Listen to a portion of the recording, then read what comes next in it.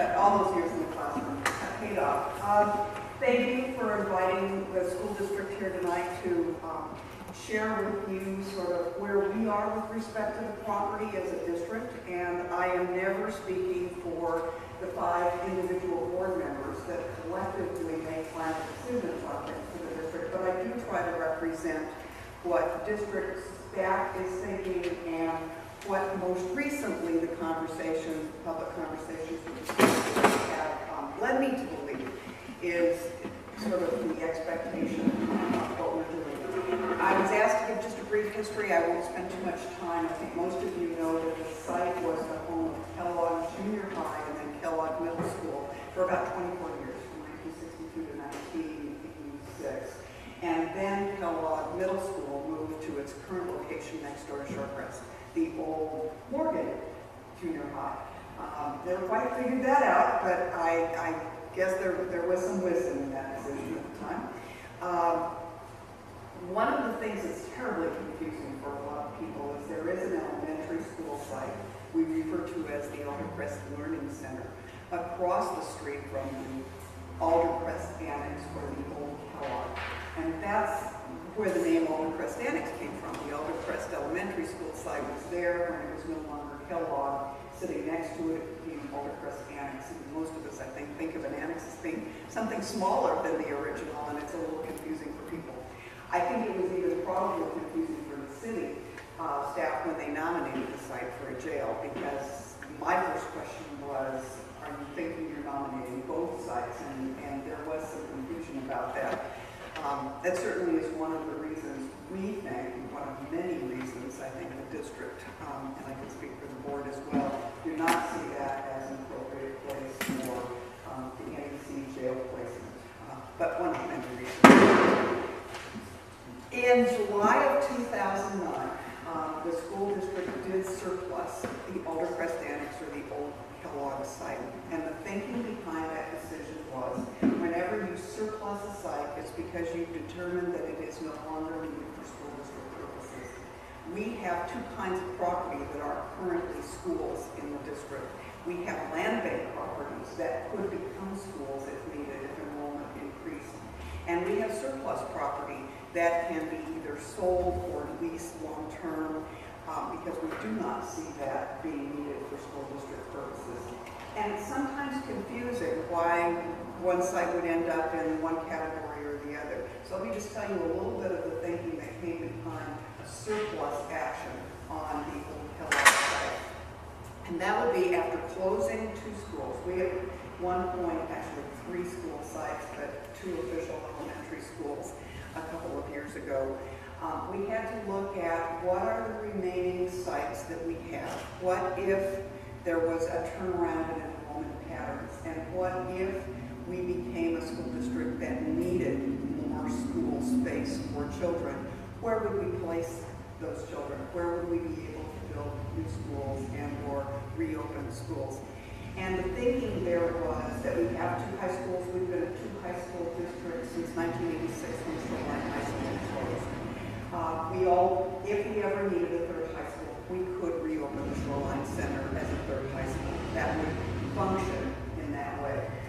We have 2 middle schools, Einstein, Kellogg, and we could reopen Meridian Park as a middle school. It currently serves as a multiple site for a variety of things, but it was at one point a junior high and middle school and could reopen as such.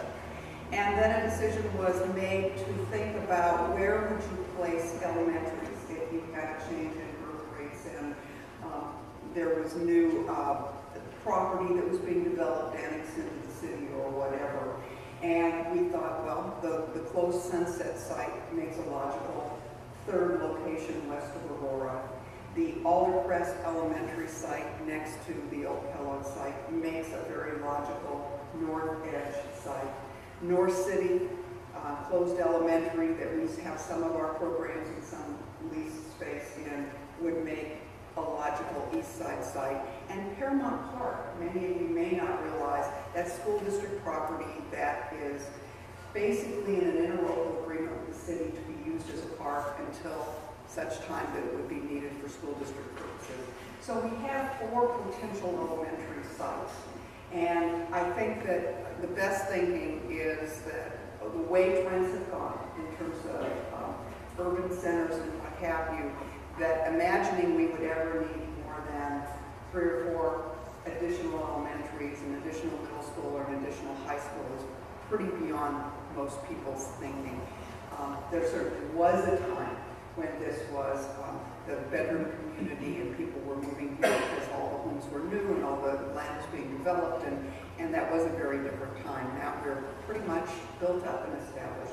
So, therefore, the surplus action of the Aldercrest Annex or Old Kellogg site.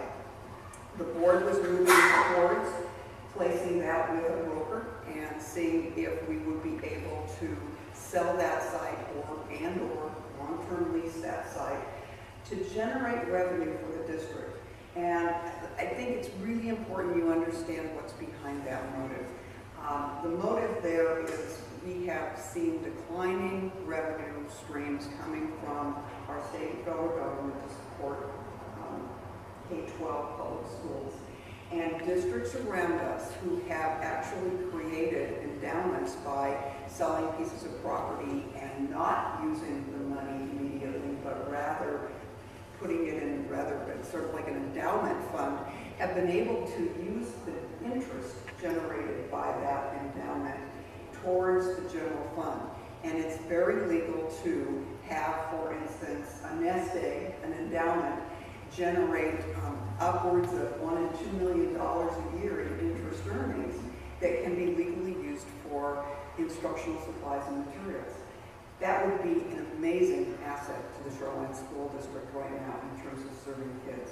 What we could do with that in terms of curriculum, textbook supplies, and materials for educational purposes would be amazing. And North Shore is doing that to the tune of over $1 million, like Washington's doing the same, Belgium's been doing the same for years. So that looked very positive to us, to use the district's resources in such a way that we would be able to serve the students in our schools right now better than we are otherwise able to serve them. And so the thinking on the selling of the property was not to take the money and use it and have it be gone, but rather build that endowment fund. The only thing that's in that fund at this point in time is the sale from the Southwoods property next to Shorecrest High School. And sort of the perfect outcome there is it was sold to the city of Shoreline to create a park. The first half of that land sale was not at market value, and the second half of that land sale was at market value. I, for one, and I can only speak for myself, wish the whole thing had been sold at market value because it would be creating that much more money, revenue stream for the district to use on kids and programs and academic materials. But it was the beginning of what many of us see as a better future for a revenue stream for the district in terms of being able to support education in a way that we feel is our primary responsibility. I do want to point out that the district has an awful lot of land that is used for park purposes. The land underneath most of the soccer fields by the Shoreline Center, most of it is district land, under the tennis courts district land, under the swimming pool district land, Spartan Gym district land, Paramount Park I mentioned before, the same. And I do believe that the district has been a model of school district, city, interlocal agreement relationships so that our community does benefit from our assets. But at some point, we make decisions that can serve the district in different ways, and that was the thinking behind the surplus action of the property. Do I think that the city of Aldercrest Park and Shoreline got together and purchased the Aldercrest Annex or Kellogg property? Absolutely. And used it for park purposes? Absolutely. Do I see that happening?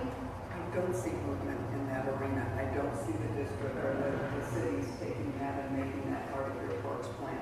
And so it sort of falls to the community to make that need or that desire known to the cities. They are the Parks Department. The schools really aren't. So I probably overstated. That's very